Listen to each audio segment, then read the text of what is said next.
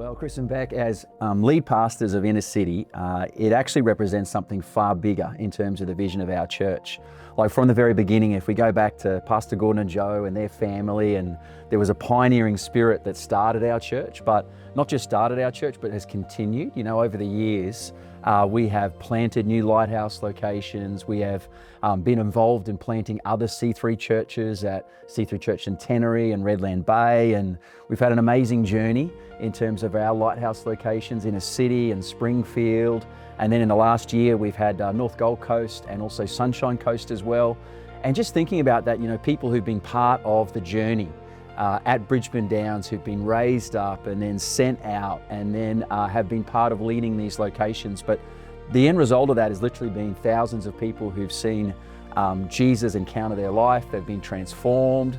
But at the heart of it always has been this mission, no matter what we're doing in terms of expansion of our church, is to see more and more people's lives transformed by Jesus. And Chris, maybe you could just put in your own words the story of Inner City, like how that story reflects this bigger vision or the bigger story of what God's been doing across our locations. So we both grew up in the church, and it was church planting was very normal. And that was just part of the culture of the church. And we saw people being sent out to plant or be part of it. And so it just kind of was the expectation that, and the heart that, you know, you would be part of expanding the church and seeing more churches start and being part of the team or planting those. So that was very much in our heart to do that and be a part of what our church is doing. And, you know, we saw Steve and Sonny go out in 2013 to plant the church. Inner City, or Inner East at the time, and we were actually there on the first service. We were part of the worship team, and funnily enough, Steve and Sonny were also our worship pastors for a long time in the church. And so, yeah, we were part of that first service, and then it's been 13 years of Inner City. And back in 2022, Steve and Sonny felt it was time to hand the church on, and Beck and I just felt such a unshakable God calling to that and to Inner City. And so we stepped into that. But I think what is amazing is that we were so equipped, and we'd been discipled and grown and empowered and released in many ways before that, so that we were ready to do something like that. And we've seen what was an amazing church be able to have a really great transition and hand on to another generation.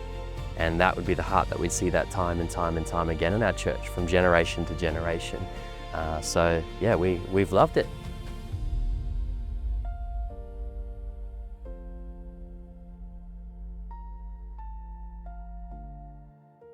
You know, Beck, over those 10 years, 13 years of Inner City, there's been so many people come into your church, you know, and you've seen so many lives transformed through Inner City.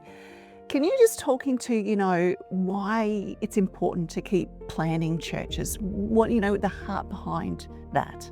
I just think of last week on Easter Sunday, we had water baptisms, one of the best, most amazing moments in church life, I think. And one person in particular, we got to see them take that step, and it's been a journey of over a year from the time that they first walked into our church. They'd never been to a church before. This was their first experience of being in the presence of God, hearing about Jesus, all of that.